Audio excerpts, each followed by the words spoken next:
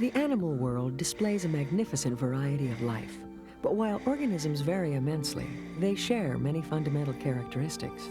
One of the most basic of these is the simple act of breathing. Animals exchange gases with their environment in a process known as respiration. Just how animals respire is as diverse as the organisms themselves. However, the principles behind the exchange are surprisingly similar.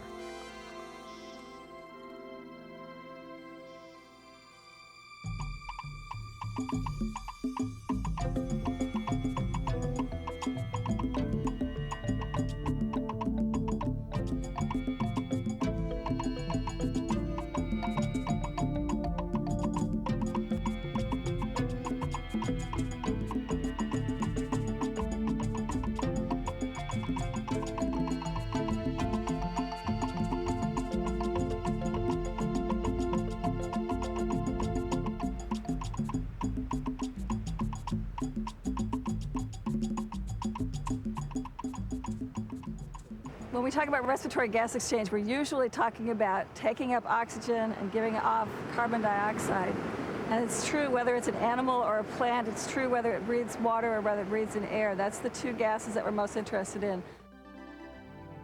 The amount of oxygen an animal requires to survive and the amount of carbon dioxide it must eliminate depends on the animal and what it's doing.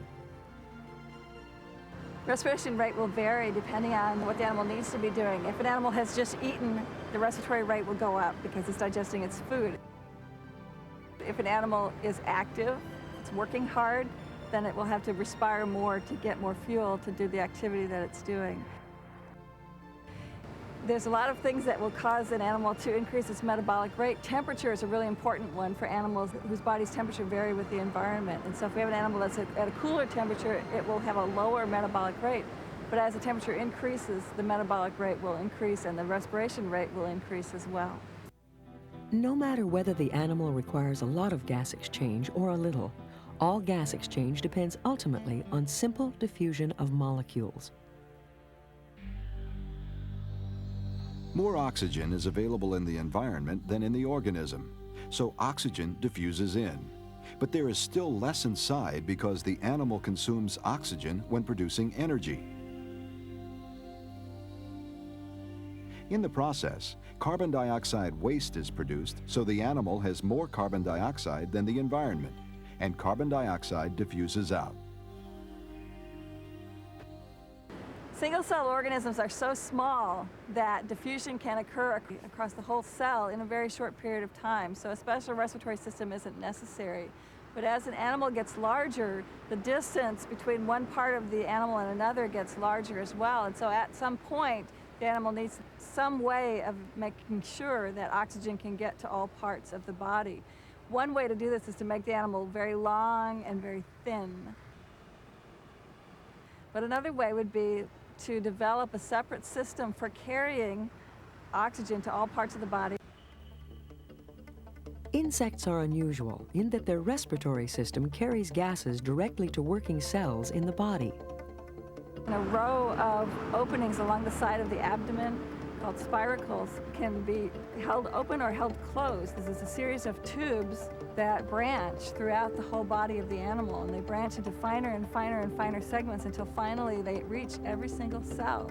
And a lot of insects, if you watch them holding still, they'll actually pump the abdomen, so it's not just simply diffusion, but they're actually moving like a bellows, like when we breathe in and breathe out. Unlike insects, most multicellular animals are large enough to require specialized respiratory surfaces that exchange gases with blood.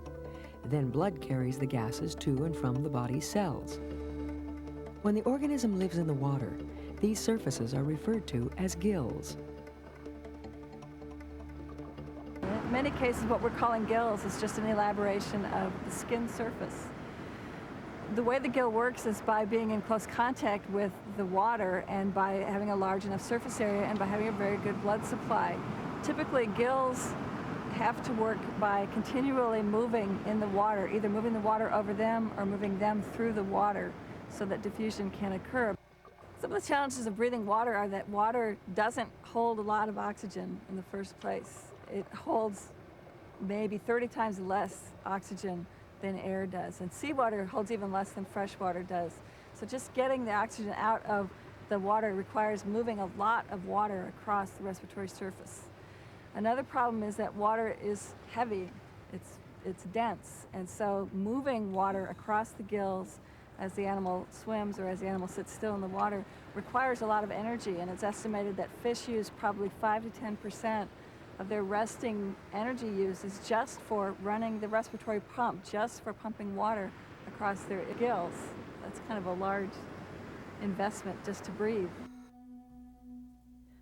Although oxygen is more plentiful in air than in water, there are different problems associated with breathing air. The biggest challenge of breathing air is that the gas exchange surface has to be kept moist. And when you come out in the air and there's wind and it's very dry, then the gas exchange surface is not going to be able to stay moist. What we find is that most animals that breathe air have to enclose the gas exchange surface into a lung inside the body. Otherwise, it's not effective. It gets dry, it gets hard, the animal can't use it. It is this difference between breathing water and breathing air that has led Dr. Martin to study some of the unique organisms that frequent the intertidal zone. A tide pool, when there's a high tide, usually has lots of oxygen for a couple of reasons. One is that there's lots of waves you can hear. Waves bring in lots of oxygen, but at a low tide, and especially at night, the pool will be very small compared to the size of the ocean.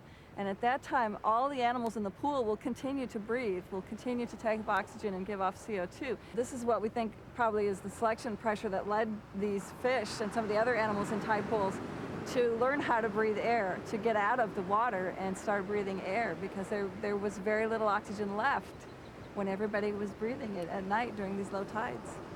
The specific fish that I'm interested in, the sculpin, doesn't have a specialized air-breathing organ like a lungfish might have. This fish only has the organs that it breathes water with, that it uses also in air. Oh, here we go. Just when you take it out of water, it doesn't act like this is a big problem for it. It doesn't get all excited or start flopping around or anything like that. It's very calm. Up to do respirometry in both water and in air. I have a system which keeps the animal at a constant temperature because temperature affects metabolic rate, and I have it humidified air, and then we measure the exact concentrations of oxygen and carbon dioxide in that airstream. This is oxygen, this is carbon dioxide, and we're trying to get just a measurement of how much oxygen the fish is using. It uses its gills, it uses its skin, and it probably uses the lining of its mouth, just inside of the mouth. The reason it can use all of these surfaces is because they're relatively large surfaces, and they have a good blood supply very close to the skin, very close to the outside of the animal, and they're kept moist by the fish all of the time. There are actually a lot of fish that use their skin for part of their respiratory work. Generally, it's a fairly small amount, maybe as low as 5%, but sometimes it can be much higher, up to 50% in some fish. The ones that use their skin more usually have a smoother skin, no scales or a very thin line of scales along their skin. Whether by using simple diffusion or specialized transport systems, whether using body surfaces, gills, or lungs for exchange, they must all adjust their gas exchange rate, that is, how fast they breathe. How fast and how often an organism makes such adjustments depends on variations in the environment and in the organism's activity level.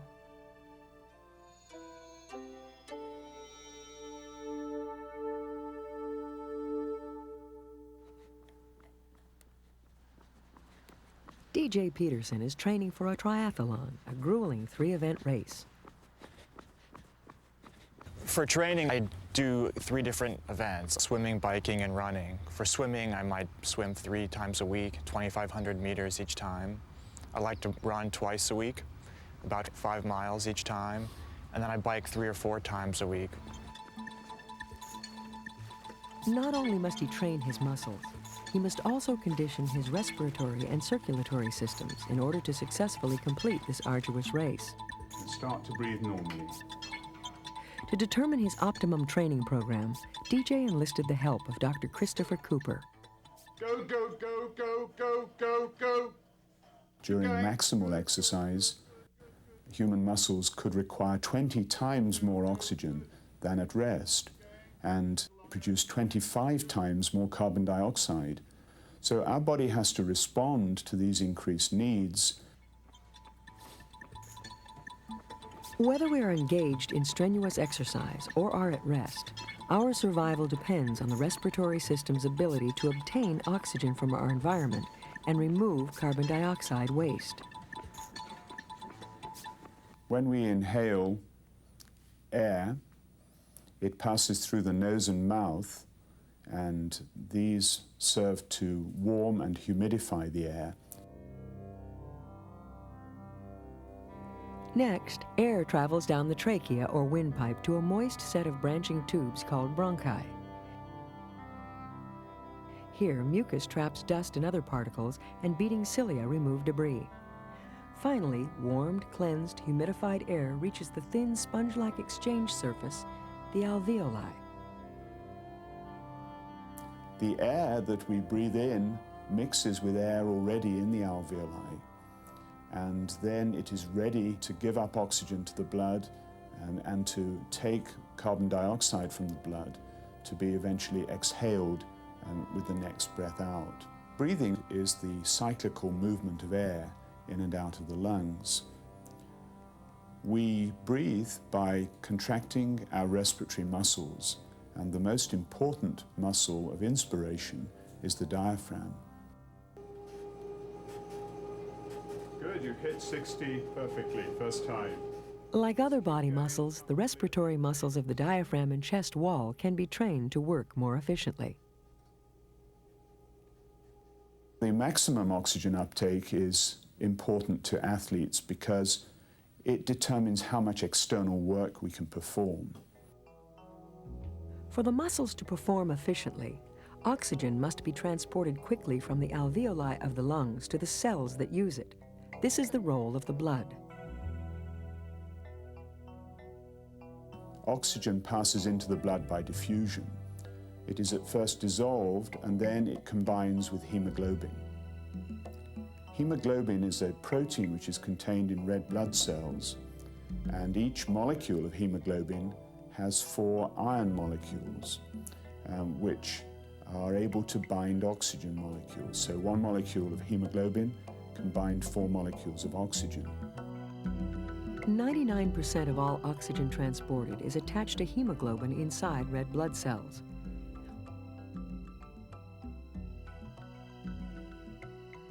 Well-conditioned athletes can transport oxygen better than most of us because their cardiovascular systems perform more efficiently. Their systems can distribute more blood, thus more oxygen to their tissues. In turn, the muscles become more efficient at extracting oxygen from the blood. The capillary network is increased. There are increases in oxidative enzymes in muscles, and there are also increases in the number of mitochondria. All of these changes can be seen in an athlete with physical training, and what they represent is a greater ability to extract and utilize oxygen. When our tissues metabolize, they use fuels like carbohydrate or fat. They combust these fuels with oxygen, and in doing so, carbon dioxide is produced. We need to eliminate this carbon dioxide from the body, and we do that by transporting it in the blood to the lungs and then exhaling it in the air that we breathe out. From tissues, carbon dioxide diffuses into blood where a small amount of it dissolves. The remaining molecules enter the red blood cells where they combine with water and eventually convert to hydrogen and bicarbonate ions. An enzyme found only inside red blood cells speeds up the reaction 250 times. The ions formed during this reaction can dissolve more easily than carbon dioxide itself. These ions make it possible to transport large amounts of the gas in this bicarbonate form. At the lung, the bicarbonate reaction is reversed. Carbon dioxide diffuses out of blood and through the moist walls of the alveoli where exhaling removes it.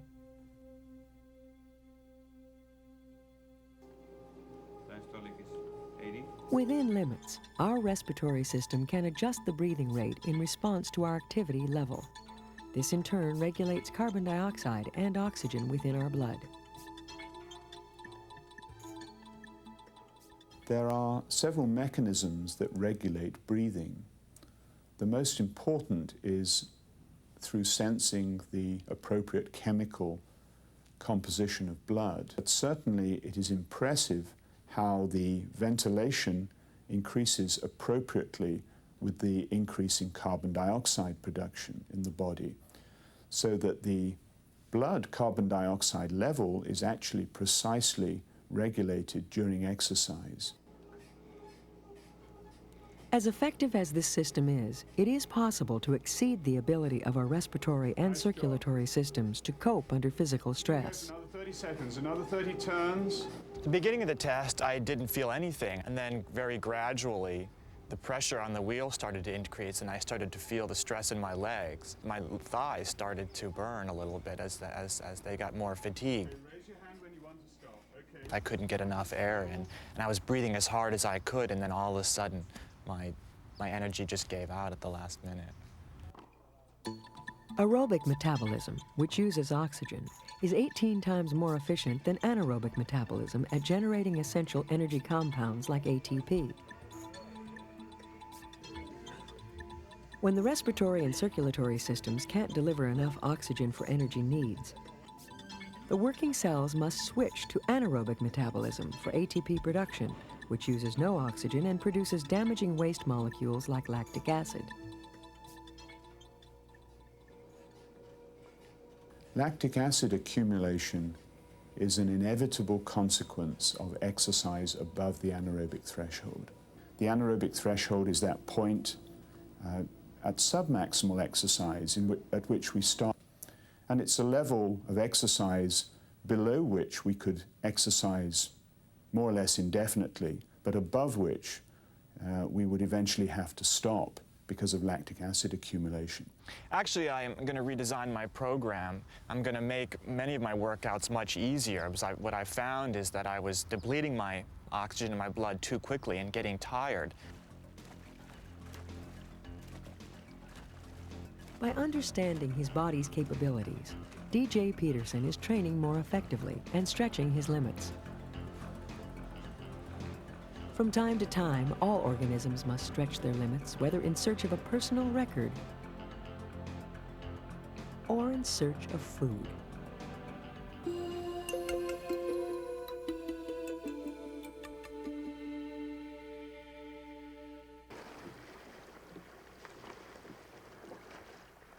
In Antarctica, marine animals find food deep in the frigid ocean under the sea ice. In order to find enough food, Weddell seals can dive deeper than 700 meters. They can also breath hold over 90 minutes. Emperor penguins dive as deep as 530 meters and hold their breath up to 22 minutes. These animals are highly adapted to their environment. The way we work in Antarctica is, on our physiological studies, is to find a plate of sea ice where there's no cracks or holes around in it. First, there's a clearing of the snow to give us a level base, but the large auger that is drilling the hole is 4 feet in diameter, and that hole is to accommodate a under ice observation chamber that will be placed next to the diving hole of the animal, where we can make considerable underwater observations as well as monitoring them with micro monitors that we've placed on the animals. Specializations of both diving birds and mammals are many, and these range from the variations in the respiratory system to variations in overall body forms. And they have to deal internally with a system where they're breathing intermittently and then breath holding and then exposed to pressure. The purposes of the measurements at the ice hole were to measure metabolic rate or oxygen consumption. Measuring oxygen is an extremely important variable to obtain. It's essentially the currency of nature, you might say. In other words, we have a certain O2 store in our bodies that's cached, and we can draw on that up to a limit. And that's one of the main things we wanted to find out in an effort to get some idea of how these animals dive so long. There's different places that you can store oxygen in the body. And in the case of seals, their major oxygen store is in the blood. The blood volume of a seal is about double that of a man or a woman. Seals not only have more blood, they also carry more hemoglobin, the all-important oxygen-carrying protein. Additionally, there is a greater volume of red blood cells to contain the pigment. Each red blood cell holds 1.5 times more hemoglobin than human cells. This considerably increases the oxygen stored in the animal's blood. Another compartment where marine mammals store oxygen is in the muscle, and they've increased their myoglobin concentrations, which is the oxygen holding or carrying pigment of the muscle, by anywhere from 5 to 10 times over that of a terrestrial mammal. Because oxygen binds to myoglobin more tightly than to hemoglobin, its increased presence draws even more oxygen from the blood to the hard-working muscle where it is stored for use. In turn, this leaves hemoglobin free to trap more oxygen from air. Both pigments work together to increase oxygen stores 3 to 4 times that of humans. When a marine mammal dives, there's a third compartment as far as oxygen store is concerned. I've mentioned the two, the blood and the muscle. The third is the respiratory system, or the lungs. And when the animal dives, to our surprise, it's not the same as what we do. When we dive, we inhale to a maximum lung volume before we go under to enhance that oxygen store. When a marine mammal dives, or at least when seals dive, they exhale down to 50% of their lung volume. The lung O2 store represents about 5% of the total body O2 store. The lung is that organ that is distorted the most when an animal dies because it's gas, and when it's compressed, it changes its volume considerably. The lung is a better store of nitrogen than it is of oxygen. It contains about 80% nitrogen and 20% oxygen. And the nitrogen is a liability for the animals. And if they absorb very much of it, there's two things that they could experience fairly early on. One is nitrogen narcosis, and the other one is an absorption of nitrogen, which will form gas bubbles when they return to the surface, and hence they could get decompression sickness. Weddell seals dive on exhale. This can allow their lungs to collapse at shallow depth, moving air away from the alveoli, preventing gas exchange in the lung. The respiratory volume that the birds dive with is much larger than it is in mammals, and it appears that birds dive on inspiration. So it means that birds would seem to be more susceptible to nitrogen narcosis and bends. In birds, the lung is the smallest part of the respiratory system in terms of volume. It's a flow-through system rather than a cul-de-sac flow in and out system, and so that most of the air is in the air sacs of birds. Because of this really different structure, we can't assume that the effects of pressure, especially on birds, are the same as they are on mammals. In addition to storing oxygen, diving animals must cope with the continuing production of carbon dioxide and byproducts such as lactic acid.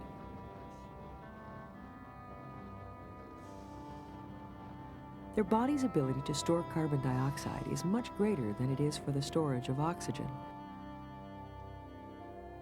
making them better adapted than terrestrial animals for the increased acidity in their blood.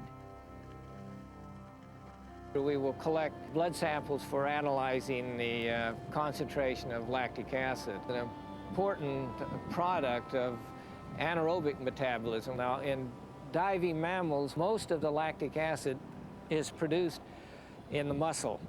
and it's actually stored in the muscle until the animal comes to the surface. Very little of it starts spilling into the blood until the time when the animal is breathing again, and then it can process it in an effective way.